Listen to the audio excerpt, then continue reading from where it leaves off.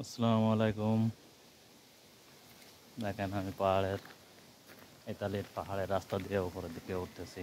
সরু রাস্তার চারিপাশে শুধু জঙ্গল, চারিদিকে পাহাড় আর পাহাড়।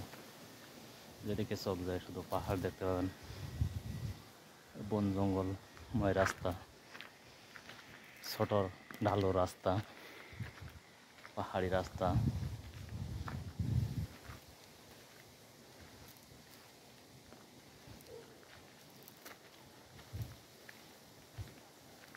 নিরিবিলি কেউ নাই এখানে, নির্জন এলাকা। মাঝে মাঝে দু একটা গাড়ি আসে।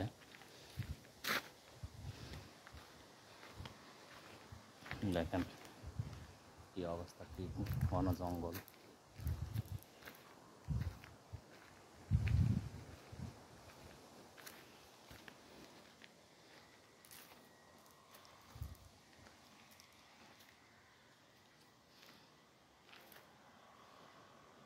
জঙ্গলের ভিতর দিয়ে হাঁটতেছি, ভয়ঙ্কর জায়গা দেখলে।